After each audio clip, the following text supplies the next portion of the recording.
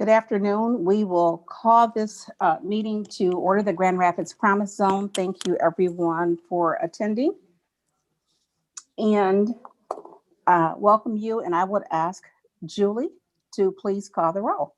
Mayor Bliss, Yes. Mr. Cuevas, Mr. DeYoung is excused, Mr. Faber, Here. Miss Grant, Mr. Huizenga is excused, Mr. McComb, Here. Dr. Roby, Present. Miss Pugh Walters, Miss Seger, Present. and Chair Weatherall Neal. Present. And so I'd just like to announce that we may have a couple of our other colleagues joining the meeting, and we welcome them as they come on board. But we are going to, at this time, we should get approval for our agenda first. And so I would ask Julie to please take the roll. Certainly. Mayor Bliss, Yes. Mr. Cuevas, Present.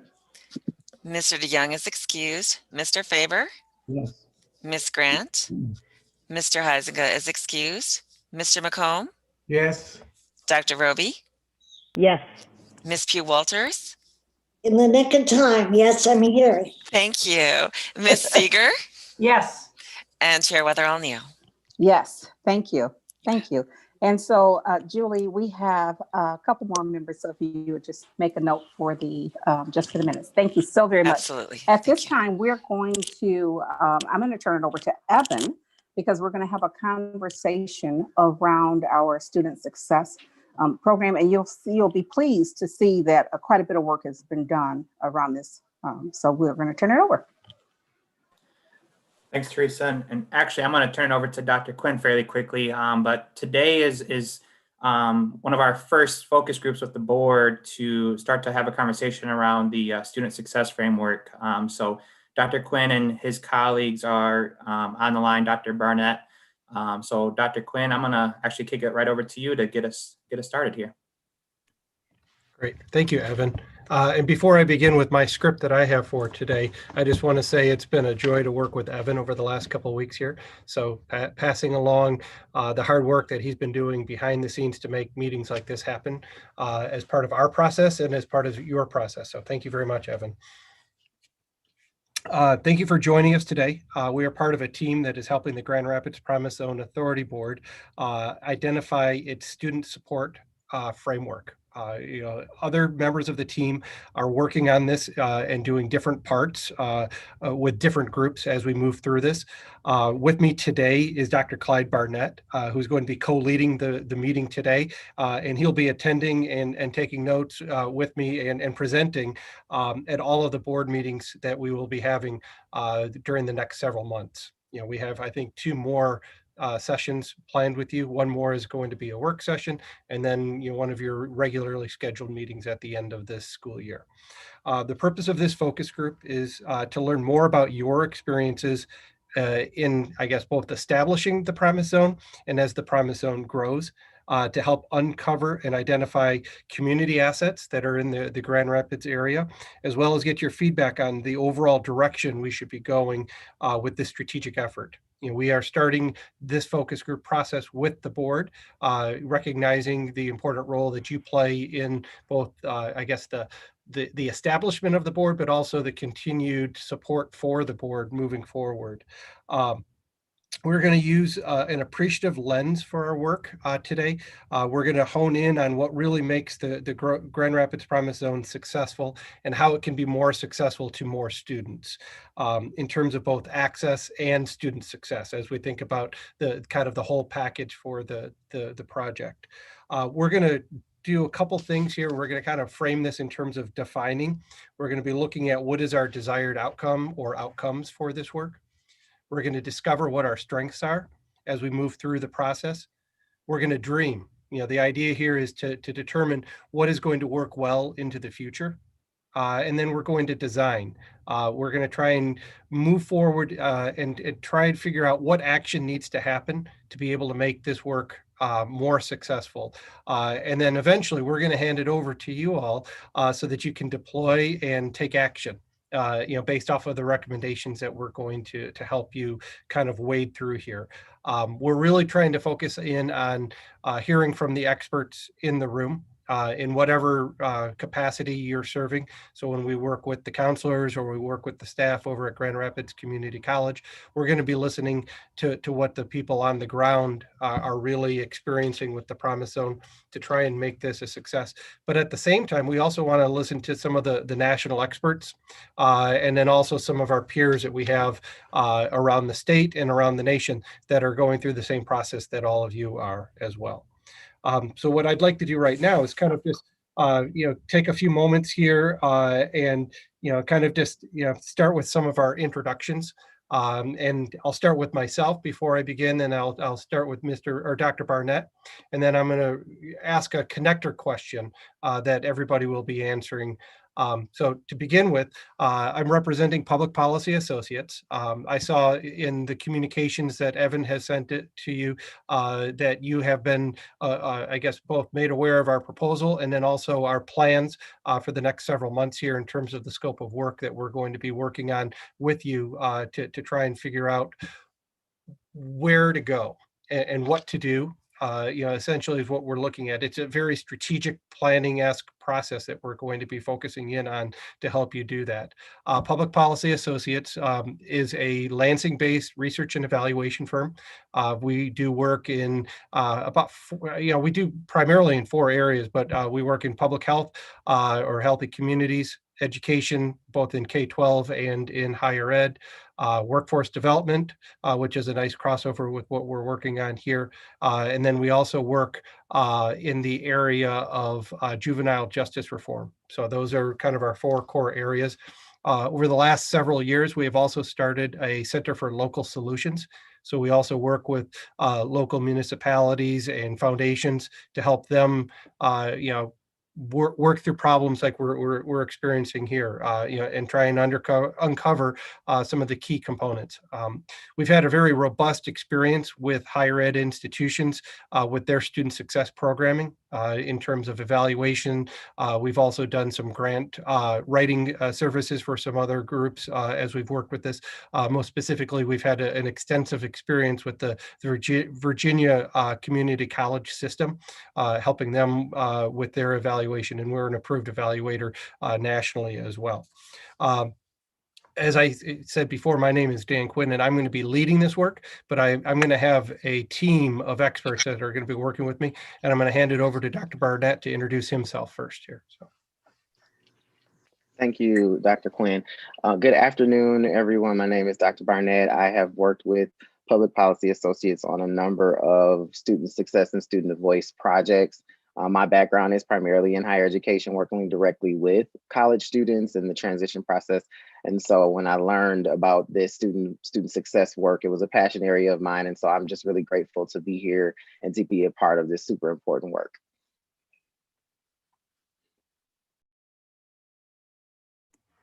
Thank you, Dr. Barnett. And then I guess I'm going to move around the board here as I look at the way that you are appearing in my screen here. And if you are someone that is not necessarily part of the board and I call on you, that's because I'm looking at what's on the screen here, and I recognize that Evan and Julie are here in support. So if I do call on somebody that is not a member of the board, that's because I'm trying to work from what's in front of me at this point in time. The first thing that I'd like to do is just have you introduce yourself and then discuss the groups that you are representing, whether you're representing a parent or community or business leader or public school system, and then answer the following question. And I think it's in the agenda that you received, but I'll repeat it here again. From your perspective, what do you believe are the core strengths of the Promise Zone? And then the second part of that question, or the second question in reality here, it's 2 questions. What would you like to be the lasting legacy of this work? So as we start talking about, the end result of all of this hard work that you all have been putting into developing this Promise Zone, what would you like to be the legacy moving forward? And I'll start with Ms. Weatherall Neal. So thank you very much. Thank you. So I am Teresa Weather O'Neill. I am the retired superintendent from Grand Rapids Public Schools and representing the community at large. So the question, the strengths, the core strengths of the Promise Zone really is that it's a collective initiative involving all of the young folks that live within the Grand Rapids proper. I think that's the strength of it, right? Is for all of our school districts and any of our kids can attend. I think another core strength is that it is with the community college, right? So it's that initial step for so many of these young folks that choose to take advantage of it. I think that if I could add one more strength, and that is that it is an initiative that everyone in this community, our philanthropic community, our partners, everyone got behind it and knew that it would benefit all children. So it was just a typical Grand Rapids way. So those are the strengths. And the lasting legacy of the work is really to see young people graduate and come back home, come here, stay here in Grand Rapids if they so choose. And for us to allow opportunities for families, generations to just lift themselves up out of poverty. And the way to do that is and start with an education. And so that's part of the legacy, is that we see these young people graduate and choose whatever field they have. But the other legacy is that we plant the seed to these young people, that people in this community cared enough about them to go out on a limb to make this happen. So.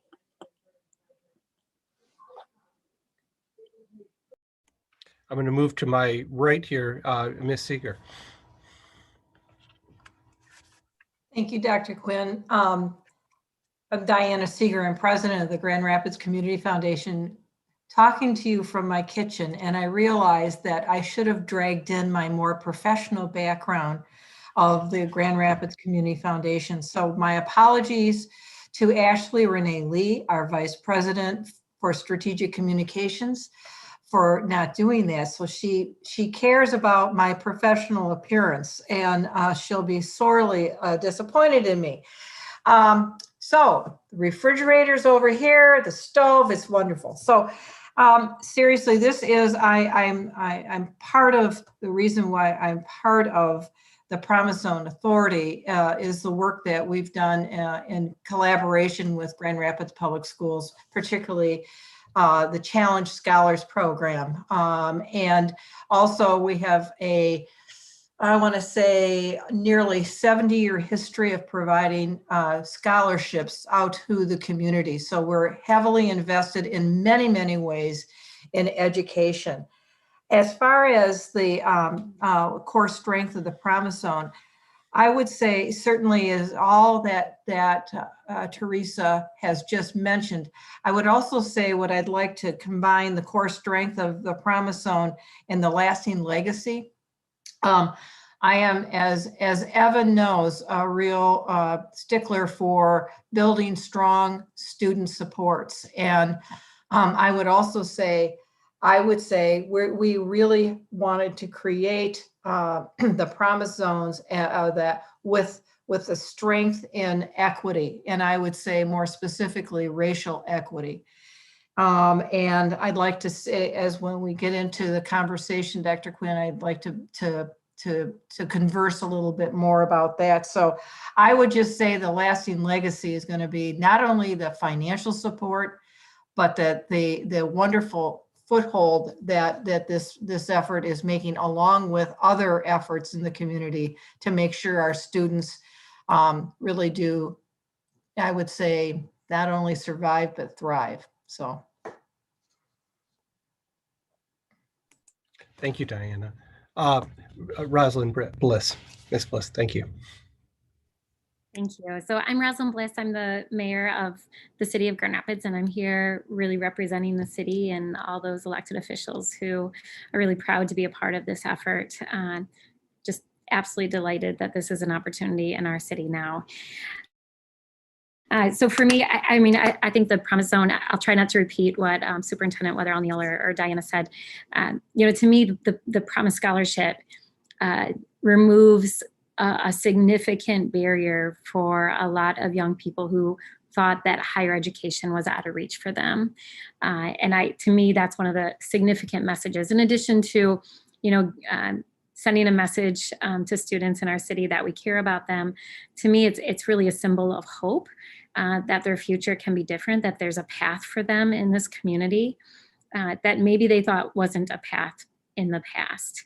So I think that's one of the core strengths. When I think of the long-term impact, I think it's hard for us to even really begin to capture what the potential impact of this opportunity can be for children and families in our community. Having worked with young people in the city for a long time in my prior life as a social worker, ultimately, I want young people in our city to reach their full potential and to live a life that they deserve to live, that's aligned with their dreams and their hopes, and to feel a part of this community and to feel like they belong here and that there's a place for them here to live out that dream. That's ultimately what I hope. And then I really believe, like Diana said, this is another step in eliminating racial disparities in this community. It's not the only step. There's a lot of work to be done in a lot of spaces. But this to me is so key to moving forward our efforts to eliminate racial disparities. Thank you, Mayor Bliss. Superintendent Roby.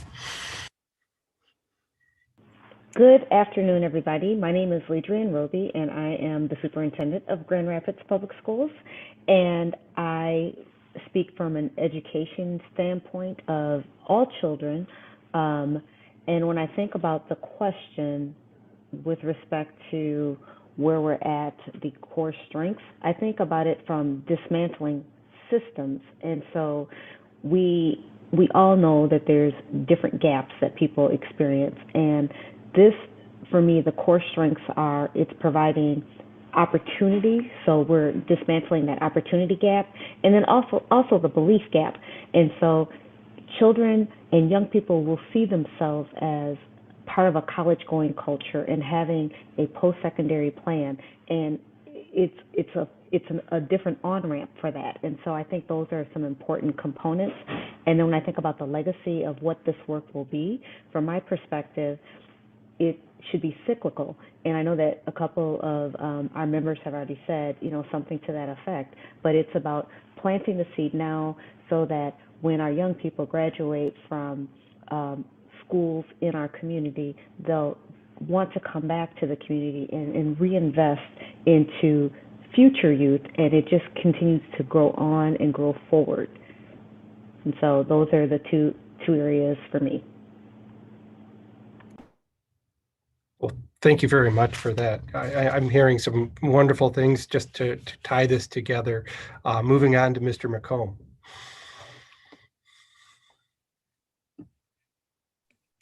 Good afternoon. I'm Jerry McComb. I am a retired administration for GRPS, I think 30 years plus. Being in the school system, one of our strengths for the promo zone, I feel that all students will have the opportunity to enroll in a post-secondary education field without financial barriers, for one thing. Also, the exposure of career opportunities, not only in Grand Rapids, but all over, giving them some insight on some of the things that they would like to do in life. Also for the, I say the legacy is for the students to understand that they can come back to Grand Rapids and give back to the community and help others to do the things that they have done with this great initiative.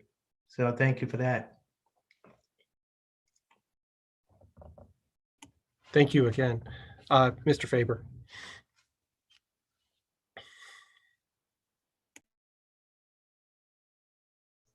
Thank you. Good afternoon. I'm Dave Faber. I'm the superintendent of Catholic schools here in the Diocese of Grand Rapids. And coming from an educational perspective and educator all my life, I want to sort of pick up on the on-ramp idea of Dr. Roby. You know, this whole thing is really, and I agree with everything everyone has said. It sort of provides access and the possibility of equity from an educational standpoint. And when you get on, if you use the on-ramp analogy and you get on to 131 and you drive the S-curve, what do we see? We see colleges and universities, right? Grand Valley is so prominently located. And as you get onto I-196, the Gerald R. Ford Freeway, and you head east, you see Michigan State University, and you see Grand Valley again prominently located. And of course, in the heart of the city is community college. And our kids don't just have to, you know, they don't just have to come back to Grand Rapids. They don't have to leave Grand Rapids. There's such an investment in education, and all of that becomes available to our young people here in the city. And I think as an educator, I think about stewardship of all the gifts and talents, the incredible talent that has been given to the young people in our city. And I just want to see that be able to grow and become everything that these young people want to be. And as Mr. McComb has said, you know, taking away the financial barriers so that Grand Rapids Community College becomes that on-ramp, if you will, to those other colleges and universities, to higher ed, is a phenomenal opportunity for our city. Thanks again. Moving along here, it looks like we have two more as part of the introduction. So Chair Neal, it looks like we're a little ahead of schedule, so that's probably helpful for us as we aim to be done by 4 o'clock. It has been noted that you keep a pretty tight schedule, so we're going to try and keep to that tight schedule as well. So thank you. Mr. Cuevas. Hi there. Yes, Omar Cuevas here, and I'm here as a past GRPS parent, as a product of GRPS as well, and GRCC as well. And I'd like to share the core strength from this has been the collaborative approach that we've taken and the support that this effort has had from the beginning, from both private and public sector. And what it means, it's a commitment to our children's future, a way to remove barriers and provide them with hope that the community has their back and is willing to invest in them. I also want to say that this is an investment in our future. Representing the Grand Rapids Chamber of Commerce here, I put that hat on as well. And this is our future workforce. These are entrepreneurs and the promise for long-term economic prosperity for our region as well.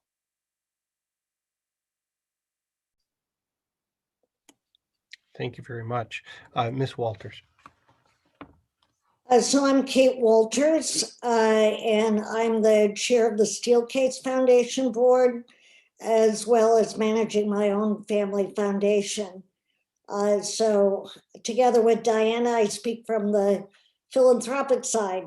I don't think I could add a lot to what's been said. I think that in my mind, the core strength is around leveling the financial playing field, and that's only one piece of this. I think that I too have appreciated so much the way in which we have all worked together. Who would have thought that you could have included the head of the Grand Rapids Public Schools and Christian schools and Catholic schools and funders and business people all together, and we did not eat our own, and our only mission was to make sure that the kids have a chance. And I've been proud of us for that. So in terms of legacy, I think that what I hope for is that kids will have a greater reason to keep going through school. to graduate, and also to give back. But I also think that, it's just one of the many factors that's a way out of poverty. And so that'll be a longer test from a data standpoint, but I really hope we see it. So.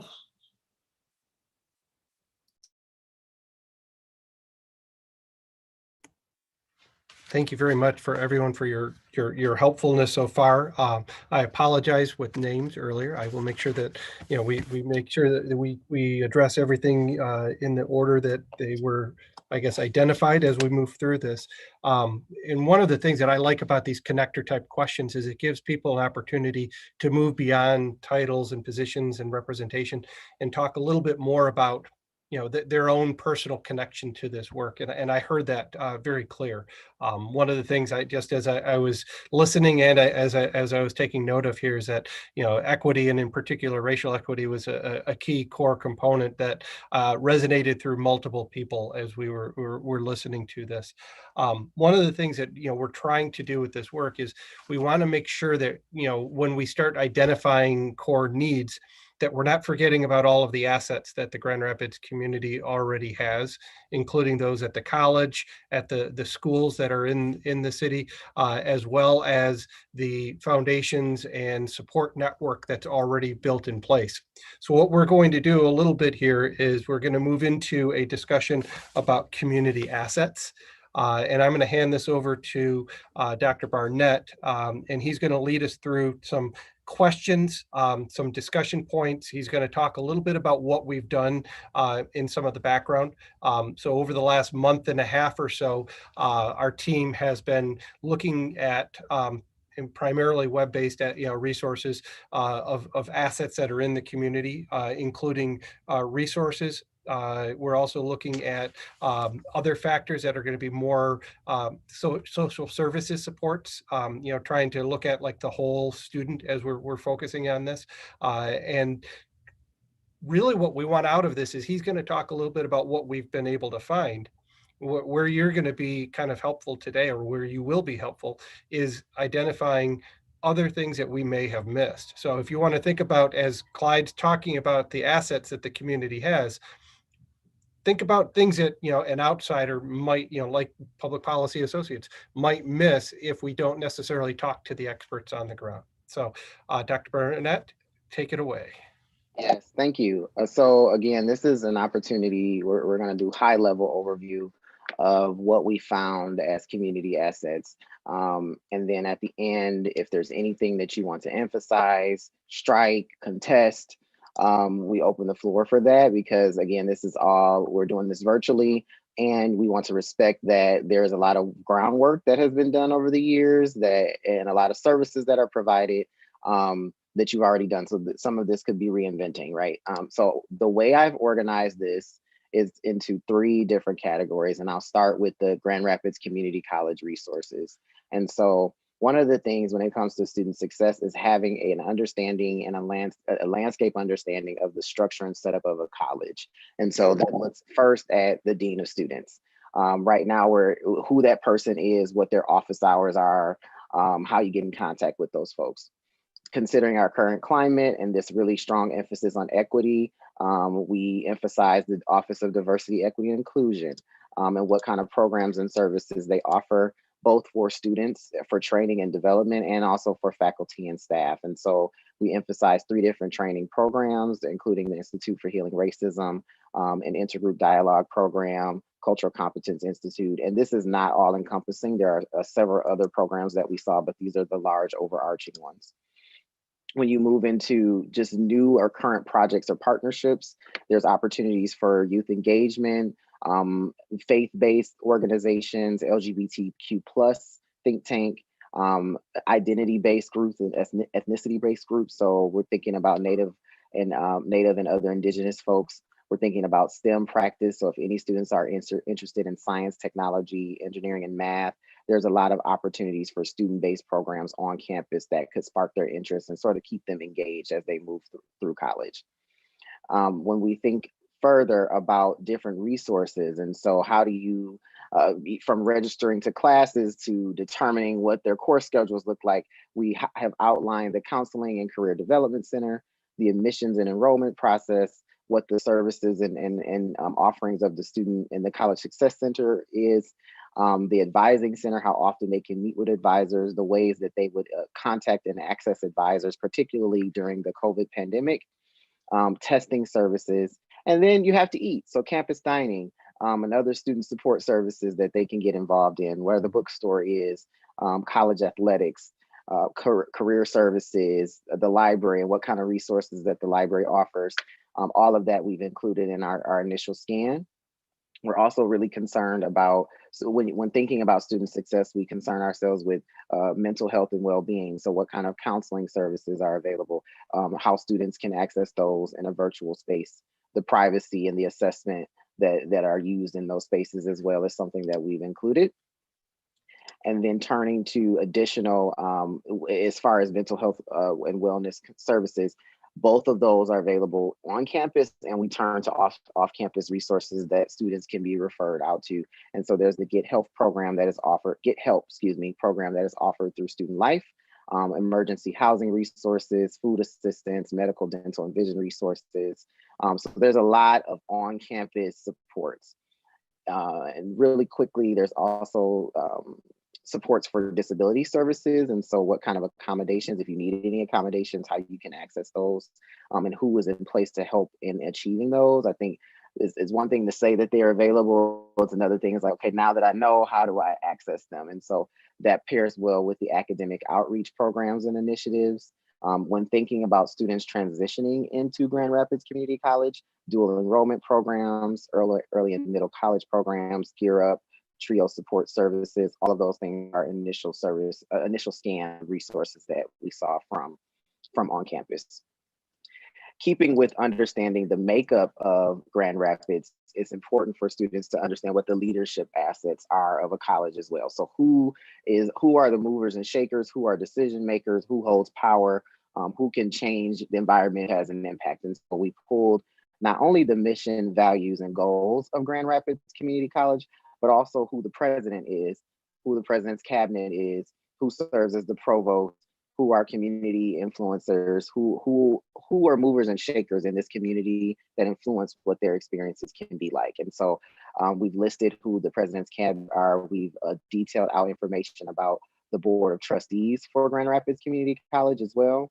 And then in thinking about the advancement team. So, and I really appreciated what you all shared when you thought about the core strengths and the legacy of the program. And so those folks that are on the advancement team and thinking about how you can come back to Grand Rapids and contribute is important for students to know that that exists, that there are people that do that work currently, and involving them in those conversations as they move along can be really helpful in informing our practice. And then again, for the last category is community resources. And so again, this is where we really want to emphasize what works well, what you all have seen. And so I broke this down into different categories. So in thinking about the community, there are food resources, health resources, legal and community-based, and then housing resources. Those are our broad categories. And so from this, you see under food, for instance, there's a lot of food banks, the Community Food Club, for instance, Feeding America of West Michigan, Access of West Michigan, God's Kitchen. There's HQ Grand Rapids, the Kent County Community Action Program, Mel Trotter Ministries. A lot of religious-based and faith-based organizations offer a lot of food resources for students. Then there's also broader things that are available throughout the county and state. So we have the Michigan Department of Health and Human Resources, the North End Community Ministry, Salvation Army. All of those things are available in the Grand Rapids community from what our initial scan showed. There's when you turn to the health resources, excuse me, I'm scrolling, managing multiple screens on Zoom. There are the Baxter Community Center for Holistic Health is one option. We have Catherine's Health Center, the Cherry Health Center. And so while some of their programming may require you to have health insurance, there are a lot of free resources that students can access, people in the community really can access, from exercise courses to free mental health classes to all sorts of community-based programs that they can get involved in and get resources from. There are two on-campus resources, both a dental clinic and there's a dental clinic and there's a food bank, a food center on campus that students can access. And so a lot of these organizations talk. And so that's something we really wanted to emphasize is maybe you already use that. Maybe that's what the service is on campus. Oasis Hope Center, they offer different tests, disease management, counseling and mental health services. And then there's also a lot of chiropractic vision medical support that can help, where people can offer payment support for students as well. So if they're having trouble paying any sort of medical bills or accessing any sort of medical care because of the cost, there are services available for them to access. And thinking of legal assistance, often students that are living off campus may run into housing challenges. I've personally dealt with a lot of students and worked with a lot of students who had challenges with landlord tenant because they're renting apartments or other spaces. And so how you navigate those parents, some students are parents. And so Children's Assessment Center, thinking about child abuse, therapy for children and families, different assessments that they can have. There's also dispute resolution centers that offer services to families and students that they can access. And then we also have the Urban League and the Salvation Army have access to services as well to support any legal supports that students might need. Finally, we are into our community resources. And what's really interesting about the community resources is, one, they can assist in getting students into housing and food support, but they also can help in providing scholarships and providing other resources to help them be successful on campus. So it's not always just accessing resources because I'm missing or I don't have something. It's also being able to financially pay for whatever may come up. There are the Arbor Circle is one example. It guides people through support networks. There's the Alano Club of Kent County. There's space that students can rent if they get involved in any student organizations or clubs. There's partnerships available. Faces of Recovery is another. The Family Outreach Center, the Kent County Health Department, Network 180 is another one. Pine Rest Christian Mental Health Services. All of these are available for students to access. And so one of the things with this, again, with the COVID pandemic, their service offerings have changed, have shifted online or have been dissolved or paused temporarily. And so that's something that as we were doing this, we've noticed that the ways that you access these things have changed. And so that is something that's an important consideration I wanted to make in pulling all of this. And then the same has happened with housing resources. A lot of people are housing insecure. We're housing insecure before the pandemic. And so some of these resources that are available now have been stretched, really stretched, and at capacity in some cases. However, a lot of them have adapted and then tried to connect with other counties and localities to support people who are housing displaced. And so that happened for a lot of college students as we have had to close residence halls and even reconsider housing accommodations on campus. And so, which leads to the last portion, the housing services. There are Arbor Circles. Arbor Circle is one, youth services and programs. There's Covenant House, Dwelling Place was another. There's a lot of eviction and home foreclosure and prevention that may apply to students as well that are located throughout the community. The Michigan Housing Locator. We also have MISTA, the Michigan State Housing Development Authority, that can assist in these situations as well. And then a lot of the Salvation Army and United Way services are overlapping across these areas. So I was really quick, a lot of information throwing at you. But again, just a high level scan of what's happening. And we want it to be, this is just an initial scan. We want it to be pretty respectful and thorough in seeing what's available, and you all would know better what's actually available right now. Maybe the services that are stated are not actually the services that are provided. Maybe we have missed something. And so what I would like to do is open the floor for you to provide us feedback on areas that we should look for, additional services that you did not hear that we want to include in this, because ultimately this is something that we can share with those that work with students, that are supporting students, and that so that way we're not reinventing and creating something that has existed for a long time. This is Kate. I don't know how you can have any more. That's quite a list. But I'm not sure that I heard about academic support in quite the way that I would have liked to. And maybe you mentioned it and it just skipped me. So I would, if I had any concerns, it would be whether students were ready academically, not only for the rigor, but everything that goes with that. I also agree with Kate, and I wondered, I had kind of a question as you were going through that lengthy list. I mean, as a parent myself of young people, all of those are community organizations, but there's not necessarily a relationship impact in those. There's sort of this out there. So if, for example, one of my daughters came to me and said, Dad, I really need something, you know, I probably wouldn't point to one of those organizations first.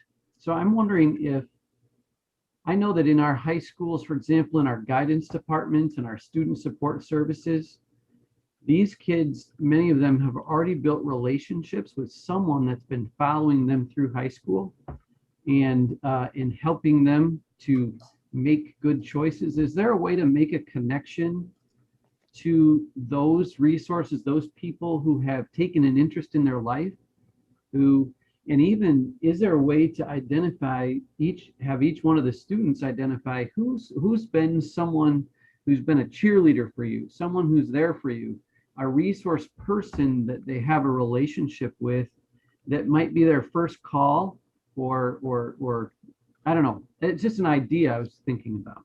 Mm-hmm. Absolutely. So I typed down your question. I have two responses. Yes. So these are services available community-wide. And so what often happens, so if a student reaches out to their go-to person, often said go-to person does not know that all of these things exist, right? And so what happened, and sometimes colleges are limited in what they can offer. Sometimes that's where they're going to point you to as well. So our thinking around this asset is both and I think Dr. Quinn will speak to how we're going to speak with counselors who can provide more insight into that area. I can't wait to speak with them. I know that they're going to have robust information, but also providing this list of additional community resources, I think can make their intervention much stronger, much better, and that students don't have to look so far, right? And thinking about keeping them in Grand Rapids, what's here right in this space, I think if people know that they're supported, they're more inclined to stay. Dr. Byrne. And so we're definitely going to follow up. Okay, go ahead. I guess my comment is thank you for doing a thorough job that you did, but I also, there are a lot of other resources in the community. And I guess things that I think about that kind of gravitates toward what Kate was saying is that there's efforts like To College Through College, and certainly the Grand Rapids Community Foundation's program, Challenge Scholars, that can and I would say it's our learning and that whole thing, which is why I'm emphasizing so much the whole piece on support services, and not just academic supports, but how to make sure that a student in high school is prepared to go to college. And the fact that, so those are some doing a little bit more, all of you, with regard to mining some of those resources and digging down deep so that it can really add to the Promise program. And I know, Evan, you've worked with Chris Cutsley on our staff and others. So I would just say there are those resources. It would be great if there was, if we could have access to the list that you've created. It would be, that might help my little brain come up with some other ideas. And my apologies on that.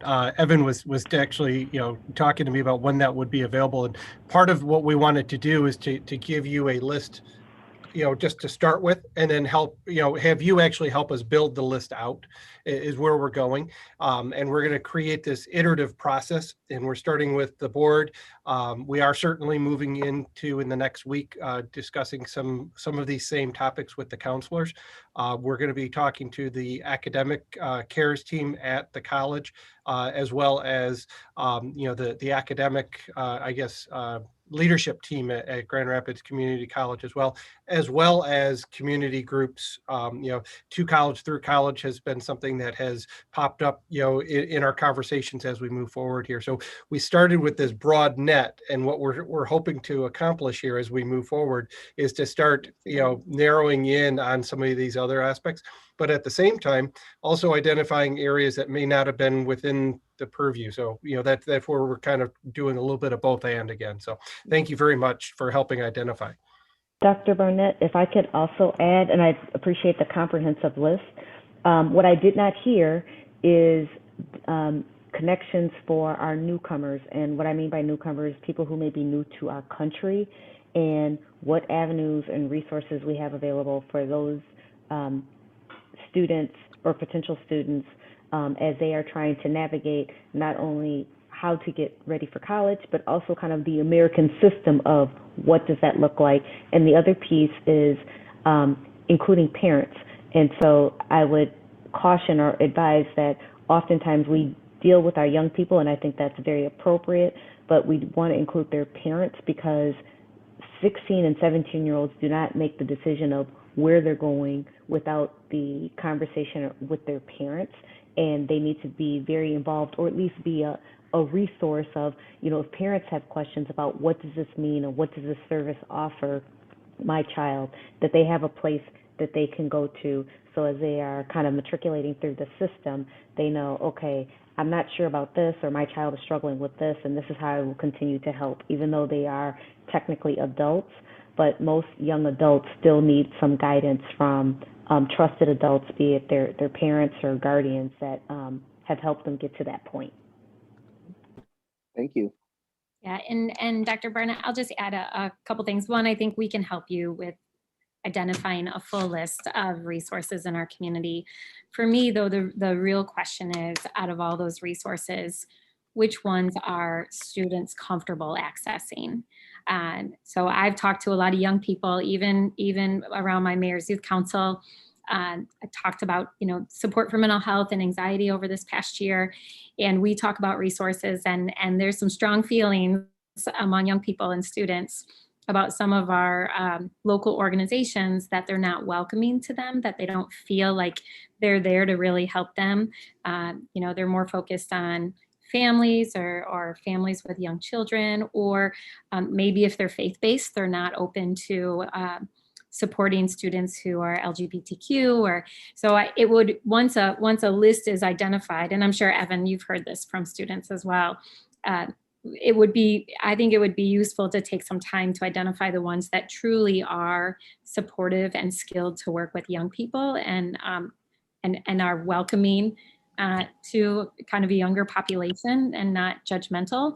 And then the other thing to maybe think about as we think about supports for students, I wonder if in the future there's an opportunity to bring in some of the experts. If we know that there are 3 or 4 core issues that students are struggling with, is there an opportunity to maybe bring in some of those experts onto a space on the campus, so that students aren't expected to go out to find that support?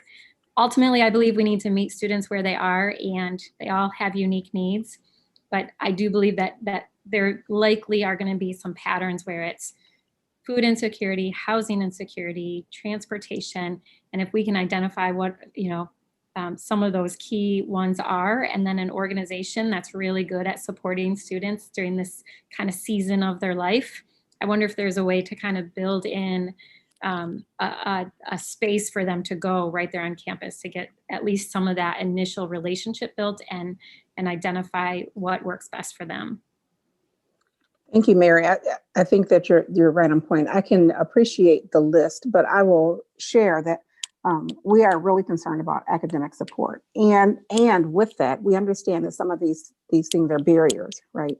But community college has a great student success center, and so maybe that's the place for that. I would hate for a list or these conversations to be out in the schools with counselors going through a list of what we have in Grand Rapids.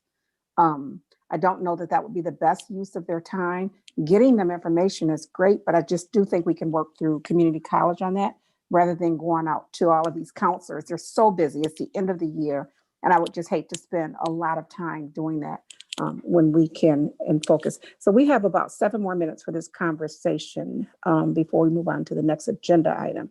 And so if there is something that we're missing in this conversation, I would like to take that time now to get input.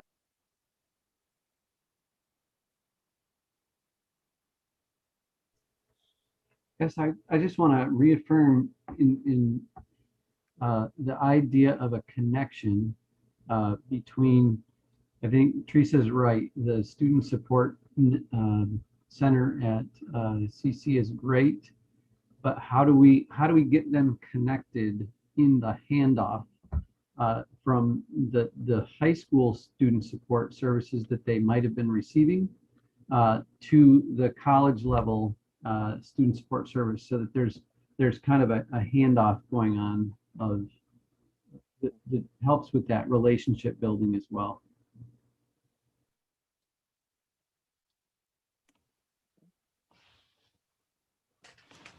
Thank you. Thank you very much. Chair Neal, is it okay if I continue on? All right, great. Again, as we work through that list, we were purposeful in developing that list to try and be as broad as and inclusive as possible. We also wanted to make sure that we had a chance for you all to weigh in so we can add in those layers. This is not a list that we're intending to be like handed off to somebody to work from. This is our internal research that we're starting with, which will eventually be shared as we move through the process, much like what we're going to be sharing with you in the next segment here. So we're doing both a large scale asset scan of what's happening at the local level, casting a wide net to be able to take into consideration all of the community assets that are currently in place. And then we also had another group of our team dig into what other promise zones are doing and to look at some of those patterns. And as you said before, a lot of the work that you see in the promise zone, I guess, sphere nationally and in Michigan is on those core academic supports. But what we wanted to be able to do with our conversation was to have that both and conversation.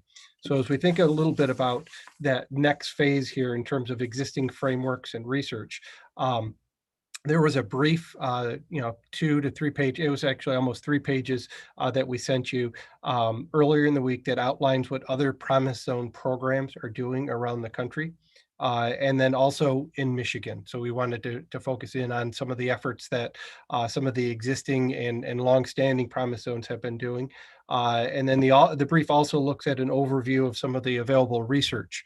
The research literature on promise zones themselves is fairly limited in terms of the robustness of the studies that are out there. However, there's some emerging patterns and some emerging success stories that we're trying to hone in on. So as we help you build your framework for student success, we're looking at the core academic supports, but also the community supports and assets, and then trying to figure out what works and what doesn't work is really what we're trying to help, as we move through this. Before I kind of just open it up to some more questions here, I just wanted to do just kind of a high level overview like Dr. Barnett did with our asset scan here. So we looked at what other programs are doing, and there's a lot of commonality to them. So whether we're talking about Detroit or Baldwin here in Michigan, or whether we're looking at Connecticut or Arkansas, this concept of a promise scholarship is expanding. The idea of Promise scholarships are very robust, and they're getting a lot of attention nationally right now. With the new administration in Washington, D.C., we're seeing a push for these Promise scholarships.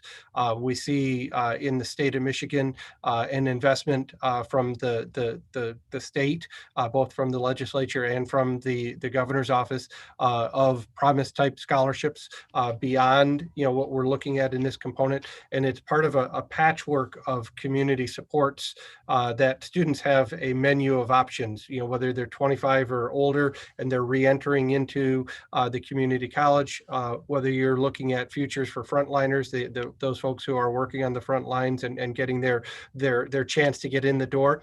And then you're also looking at first-time college enrollees coming out of the Grand Rapids public schools, the Grand Rapids private schools, the Christian schools, the charter schools in the area, trying to make sure that everybody that's in the community has that opportunity. Some of the things that we have seen that have come up as commonality here, and they're not new, in Grand Rapids Community College is already doing a lot of this with their student cares team, is coaching and mentoring opportunities. One of the things that we're seeing too is some emerging research that from what we're looking at is that the evaluation in Detroit is having some success in certain areas, maybe not as robust as they would like to see in all of the areas that they've been investing, but the student success coaches, and incentivizing that opportunity is something that is evident in several Promise programs. Programs like the Pittsburgh Promise also have a system of navigators. So much like navigators accessing the public health system or healthcare system in our country, the same concept of navigating what's happening. So, that list that Dr. Barnett was talking about does exist, in different places, on different people's desks. But unless you have that right navigator to help you, direct you into the right program, that's a key missing piece. And I heard that from a couple of the different components. Another common, piece that we've talked about too, that we found in the research is the peer supports as well. That not only are we looking at, the college experts or, the high school experts to get them to that level, but their peers and the strong peer effects to match, promising students, Promise students with, students who have been successful, who have gone through the same path that they're about to walk down, to go down, to connect to that. Another one, and I know I'm not, saying anything new to the Grand Rapids Community College folks, but the summer engagement opportunities. The summer melt is a real phenomenon, that we have an opportunity to engage students as they graduate, from high school and they enter into the community college. But there's a lot of people that, for whatever reason, job, transportation, we heard some of those other community things that Dr. Barnett was talking about, to try and to catch that, and there's some promising practices that are coming out of those to engage the youth as they move from summer and into the fall and into those programs. Other things that, as we talk about some components, and I know the folks at Grand Rapids Community College, at least in my conversations, have already started some early warning. They don't necessarily have the systems in place, but they have the data in place, and they're well aware of some of the things that are happening with the first cohort as we're looking through this, and then also broadening it as we talk about supports, the course supports that are necessary, especially in those barrier math classes and other things that are going to be necessary. And then what we're going to hopefully do is expand on what we've talked about, but this idea of considerations for the board here. We've got a couple kind of like just, advisory things that we have put in place based off of the research here in terms of being proactive, and the fact that you're designing a student success framework in the first year of the program to become more successful is taking that first proactive step here.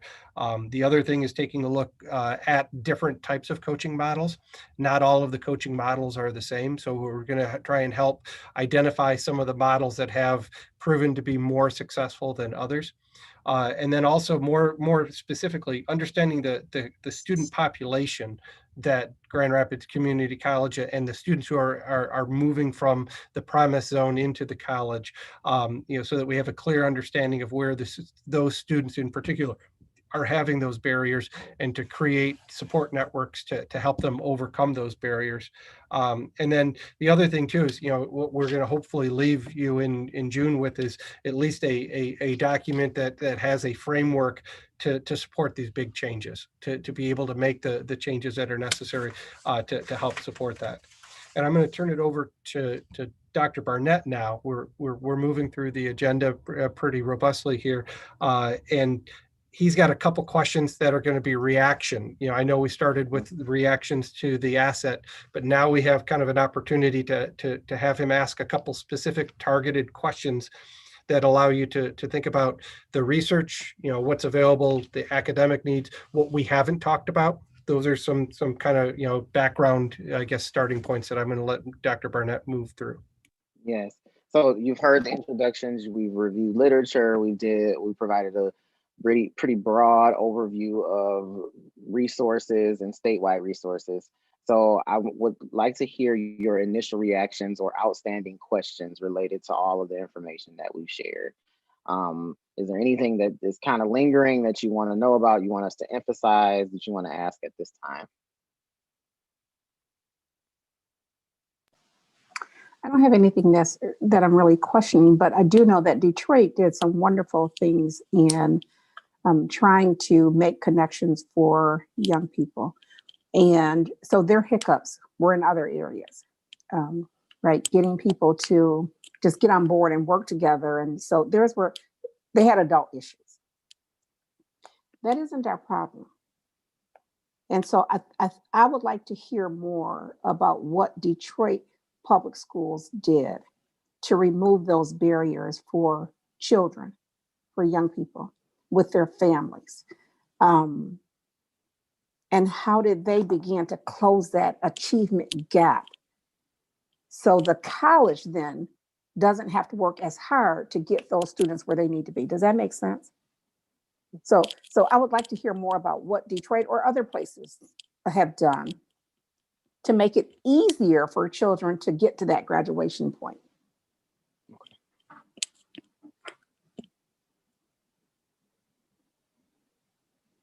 And I'm not asking you to answer today, but I think that's going to be important. How can we learn? They served a population that's similar to Grand Rapids, and yet they've been able to push those students and help them get there, but they have a bigger issue. So we don't have adult issues that are in the way. How do we help those kids?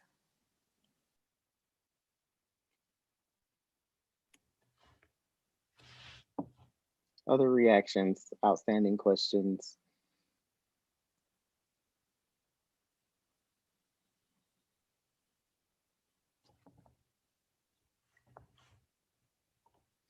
Are there any points that you would like to emphasize?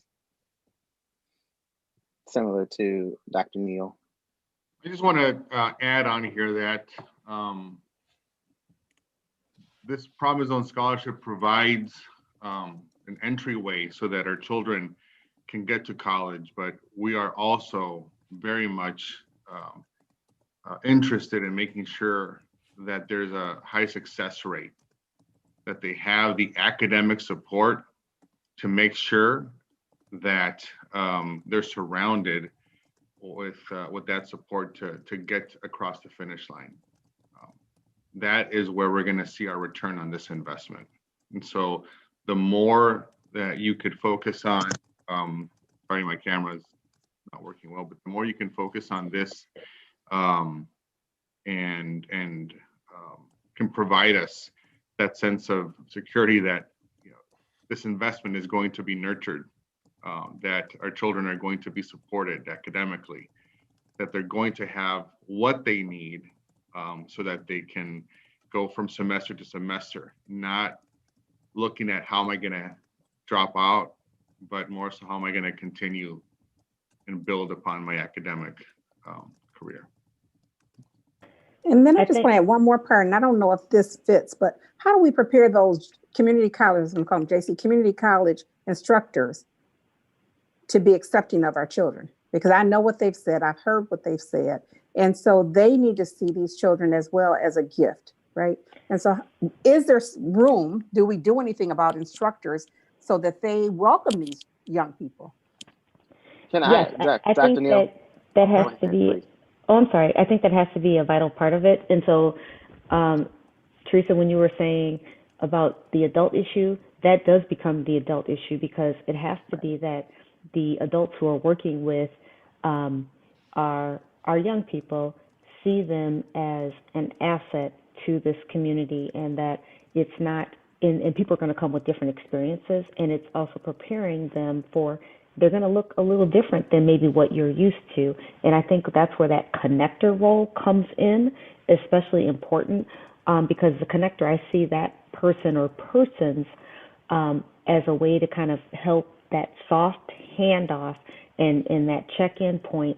So if kids are kind of, and those of us who have maybe have had some ups and downs know that sometimes you're doing really, really well, and then it may be one or two barriers that come into play that can knock you kind of on your knees, and you need to have a very trusted advisor who can kind of help you navigate through that and kind of help be that bridge for you so that you don't drop out, because it's not just about going, it's about completing. And that connector piece, to me, that those individuals have to be extremely resourceful and extremely trained to be able to have the ear of what students are saying or what young people are saying, so they can kind of help them navigate through situations if they don't know what exactly to ask for. Because sometimes you just know I'm struggling and you don't know what you need to ask for or how do you get to that point. But then to your point around the teachers and the professors who are working with kids, they also have to be very trained in that cultural competency and awareness of students are going to look different and they're going to come to them looking different. And it's their job as educators to kind of help bridge that gap versus saying, well, you didn't know this and your school didn't do this, and so too bad. Add that I'm interested to see what findings we are getting from our first batch of students that are going through. What sort of market research have you been able to get, and so we can continue towards a progress, right? And the pursuit of excellence.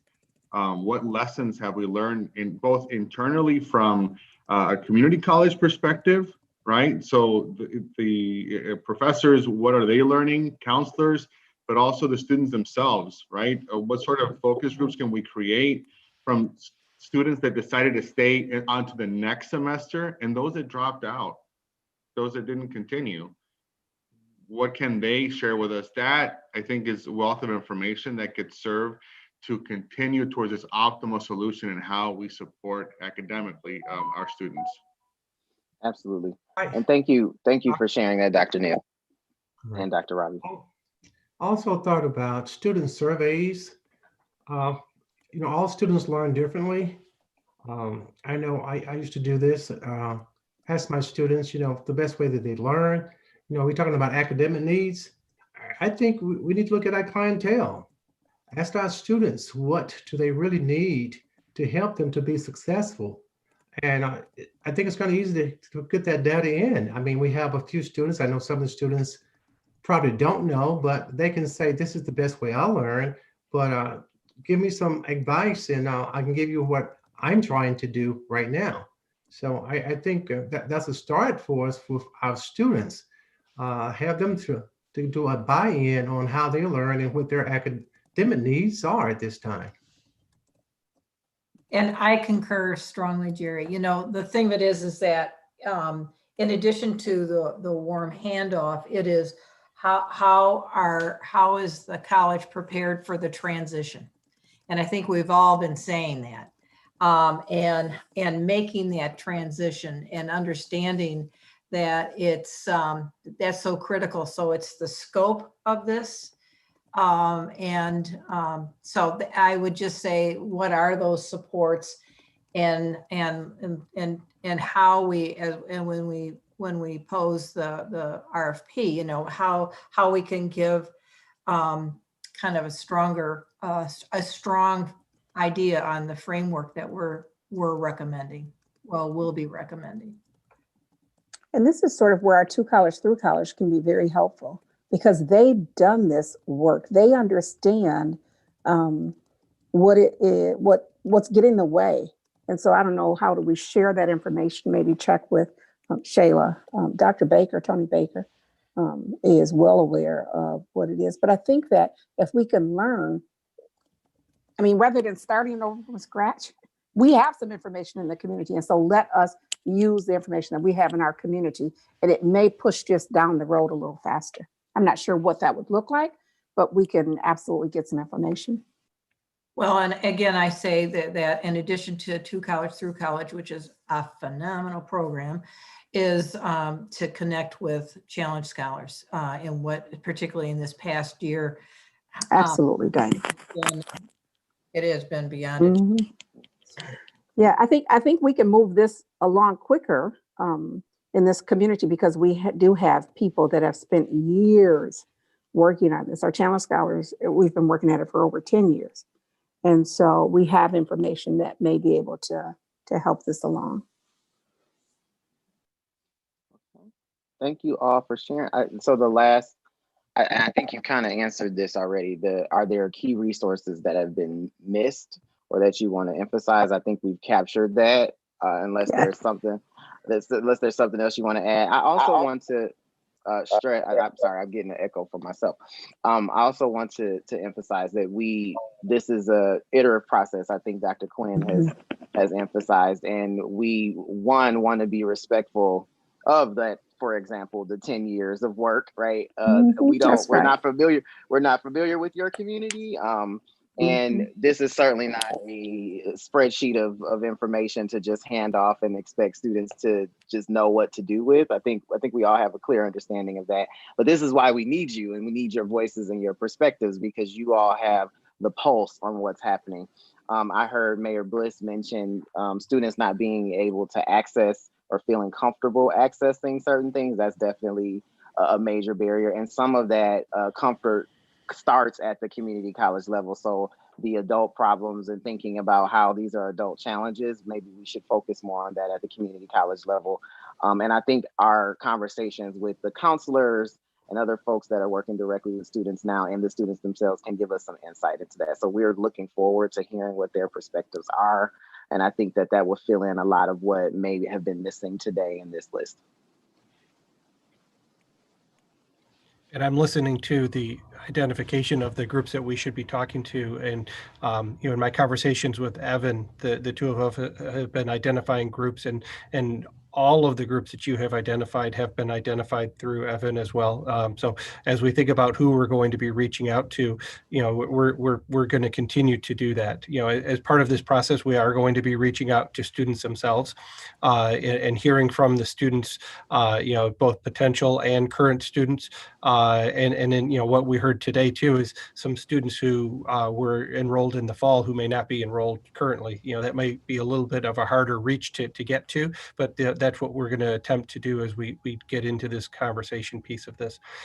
Again, one of the things that we're trying to do here is we're trying not to give you like a static diagram. When we leave you with a framework, a framework exists on a piece of paper, but what we want to be able to do is put in place structures that can then be implemented and then help you with identifying ways to implement those structures. And then at the same time, as Dr. Barnett has talked about, is recognizing that you have been doing this for a long period of time and, trying not to be duplicative of anything that's already in existence. So what we want to be able to do is identify those gaps and then identify programs that can be filled, in those specific gaps so that, we're really connecting across the spectrum to all of the different students. Dr. Quinn, if I could double down on that. So a framework that is relevant to your community. And so when we're providing examples from Detroit, from Virginia, from wherever, that's fine, and that worked for Detroit or Virginia, but will that work for Grand Rapids, right? And so we want to emphasize that yes, this may have been great and worked well for the way that they engage their students, but it may not necessarily be as awesome as it is. It may not necessarily be what you need or even want to see in Grand Rapids. And so we're trying to keep that in mind as we progress. We understand. Now, before I kind of move on to kind of like our final comments and final thoughts, are there any questions about the research that we presented, any follow-up comments, or any additional comments about the framework that, or I'm sorry, the asset mapping that we were doing that you might want to, I guess, highlight or additional opportunities here? Recognizing that we are ahead of time, which is good, but that gives us an opportunity to provide more feedback if there's something that you want to make sure that we're not missing, I guess. I don't have anything. All right.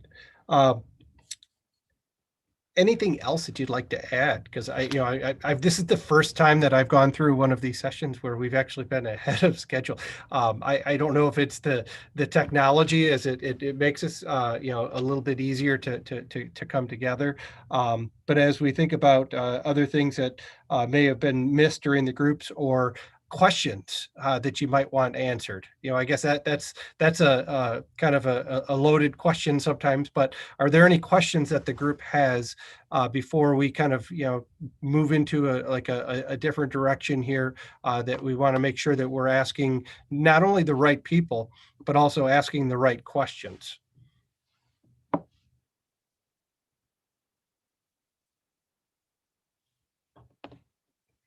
All right. So as we look at this, what Evan's kind of smiling here that we're ahead of schedule here. He was reminding me as we got into the meeting to make sure that I was on time and we didn't go over. So challenge met, Evan, as we go through this. We are going to have an opportunity to meet with different groups, and we will be reaching out to your organizations probably to help with identifying participants for those additional groups. One of the benefits of the technology here is that we're able to do a couple smaller, shorter sessions with people that give us an opportunity to maybe double the session. So instead of doing a 1-2 hour session, we might end up with 2 groups of 1 hour meetings with different people, so that we can get a wider net of the participants who we are going to be working with here. As I said earlier, as I was being thankful for Evan's cooperation here, we've been in contact pretty much every week, since the first of the year when we started with the project here. And he's been very helpful in both identifying the groups that are already meeting that we can utilize to work with, but also helping to kind of brainstorm ways that we can bring other groups together to be able to make sure that we get these voices here. As we kind of think about this, Evan does have the connection to me. So if there is something that you missed or something that you would like to add that we haven't had a chance to discuss today that you would like to do so, you can email me directly at dquinn@publicpolicy.com, and I'll make sure Evan shares that with you. But also you can convey anything through Evan to me as well, and know that it will get to me. What I just want to do right now is just kind of wrap things up with a thank you. Thank you for the opportunity to help us guide this group through a really, I guess, incredible opportunity. And that's the way that our firm is looking at this, from an equity lens, to really have an opportunity to work from the ground up. We often get called in from after a program has been implemented, and then we get to do the data analysis, and we have interviews, and the program has already started down the highway, and we're playing catch up to be able to understand what's happening. In this instance, we feel really blessed to come in and help you work with all of those challenges, putting the plane together as we're flying it, so to speak. And Evan is certainly on board right now, making sure that all the pieces are being held together. So I appreciate his work on this as we do this. So thank you very much for all of your contributions. If you have any questions following the session, you can reach us through Evan, as I mentioned earlier. And enjoyed the extra, I guess, half hour that you have for your day. I'm going to turn it back over to the chair because I know that all good meetings come to a conclusion through the chair. So thank you very much. Thank you. Thank you very much. Thank you just to Dr. Quinn as well as Dr. Barnett. We appreciate the information that you shared. At this time, I am going to ask if there are any public comments. And I think we're the only ones on this call, but I'm going to ask for public comments if there are any. And seeing none, I am going to go around the table. And first, I would like to turn it over to see if Ms. Diana Seger would like to add anything for the close of our meeting. Thank you, Teresa. You have managed to make sure that everybody stays on time, and I appreciate that. You're so good at that. So they're scared to death of you. So the reality, I just have to say I appreciate the comments today and the thorough study, and I know that Dr. Barnett and Dr. Quinn have captured, I think, our feedback, and just know that our feedback is because we all care so very deeply as we move forward, and we appreciate Public Policy Associates and your wisdom in helping us. So thank you. And Evan, as always, you are a rock star. Thank you. That's great. Thank you. Thank you. Mr. McComb, you're on mute. Jerry, you're on mute. There you go, Jerry. Thank you. Thank you. Thank you so much for this focus group. It was great. Again, Dr. Quinn, Dr. Burnett, thank you so much for your input. Thank all of our members for their comments. And again, we'll continue to work and make this the best promo zone ever. Thank you. Good. Thank you. Thank you. Dave Favor, we'll bring it to you. Tons of work has been done once again. It's always great to see the progress. Thank you to all who have had a hand in that. I want to just emphasize something Omar said a couple minutes ago. I'm really interested in how are our kids doing, who are in this program. I think that's going to really inform our practice going forward. Good. Thank you. Mayor? I just want to say thank you to everyone. This is such important work, and I think the topic that we're tackling now is absolutely essential to make sure that, again, it's important that our students get into GRCC, but obviously we want them to be successful academically and really have the support they need in all aspects of their lives. So thank you, everyone. Thank you. Thank you, Mayor. Dr. Roby? I ditto everyone's comments. I think this is really the work. It's a wraparound service when we talk about building up our community and making sure that they not only go to college, but they're able to have success and continue to grow and have success. So I appreciate just all the work, Dr. Barnett and Dr. Quinn, that you have done to kind of put this together as we continue to dive into this work. And I look forward to kind of the outcomes. Thank you. Ms. Kate Walters? I would agree. Thank you. Thank you. Omar? I think I was able to share all my comments. Thank you so much for the conversation. Cannot wait to see where this work continues to go. Thank you. Thank you. And Evan has one comment, one to make here that is important. Evan? Thank you, Chairperson.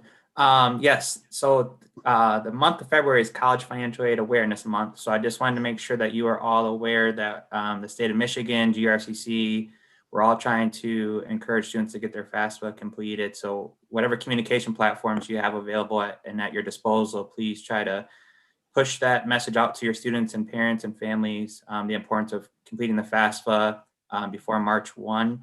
It's not a hard, fast deadline. It's just a state deadline. So they will still be eligible for aid if they were to complete it afterwards. But please, like I said, try to get them to get it done before March 1. And Chairperson, one more just exciting comment to kind of end with. We will have our first Promise Zone completer graduate, if you want to say, of our automotive technician program coming up in 4 weeks. So just some exciting news to share with all of you. Mikkel Johnson from Grand Rapids Learning Center will be our first Promise Zone scholar to complete any program at GRCC. So just wanted to share that news. And you guys will get more information on this because shortly thereafter, we have a couple of more graduates that are going to come through as well.